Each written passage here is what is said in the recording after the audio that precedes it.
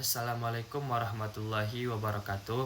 Halo semuanya, perkenalkan nama saya Alwi Raffi Nasution dengan NIM 2510821034 dari program studi Antropologi Sosial, tepatnya kelas B. Di sini saya akan melengkapi tugas dasar-dasar ilmu politik saya dengan dosen pengampu Bapak Andri Rusta. Nah, jadi di video kali ini saya akan menjelaskan mengenai konsep kewenangan. Yang pertama yaitu ada perbedaan power, authority, dan influence.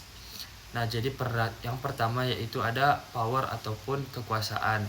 Jadi power atau kekuasaan ini adalah kemampuan seseorang atau kelompok untuk memaksakan kehendaknya pada orang lain.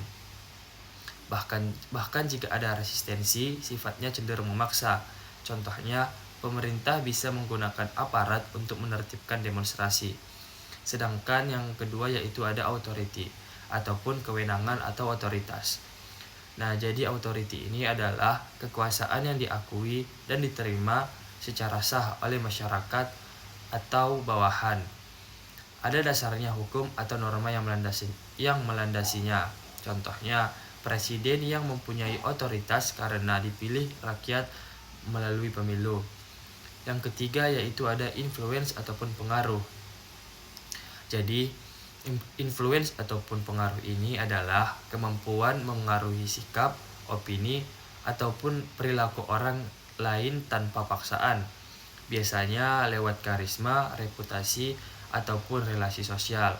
Contohnya seperti tokoh agama ataupun selebriti bisa memengaruhi politik masyarakat. Selanjutnya ada tipologi kewenangan menurut Max Weber. Nah, jadi menurut Max Weber ini ada 3 jenis kewenangan, yaitu yang pertama ada kewenangan tradisional.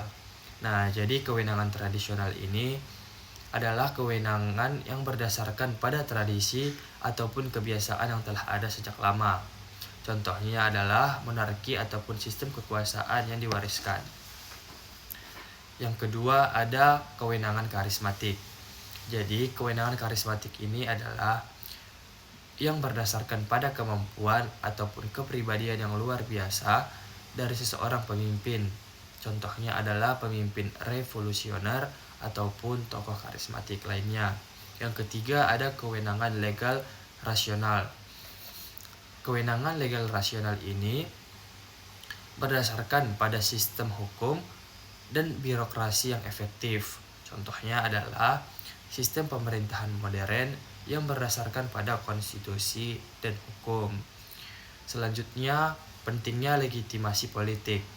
Legitimasi politik adalah bentuk penerimaan dan pengakuan masyarakat mengenai kewenangan, keputusan, atau kebijakan yang diambil oleh seseorang pemimpin. Legitimasi membuat kekuasaan tidak hanya ada tetapi juga diterima oleh masyarakat. Nah, mengapa legitimasi penting dalam praktik politik?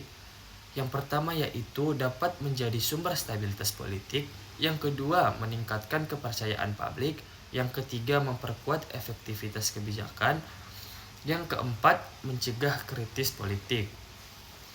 Nah, jadi tanpa legitimasi ini, kekuasaan hanya akan berdasarkan pada paksaan sehingga rentan terjadi perlawanan dan krisis kepercayaan yang pada akhirnya akan mengikis fondasi kekuasaan itu sendiri. Hal ini dapat menjadi awal keruntuhan rezim. Selanjutnya ada contoh kasus konsep kewenangan dengan kasus politik aktual.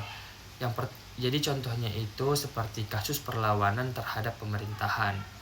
Nah, jadi dalam beberapa kasus, masyarakat dapat melakukan perlawanan terhadap pemerintahan jika mereka merasa bahwa pemerintah itu tidak memiliki legitimasi atau kewenangan yang sah. Contohnya adalah gerakan proses ataupun demonstrasi yang dilakukan oleh masyarakat untuk menuntut perubahan kebijakan atau pemerintahan. Cukup sekian yang dapat saya sampaikan. Sekian, terima kasih. Assalamualaikum warahmatullahi wabarakatuh.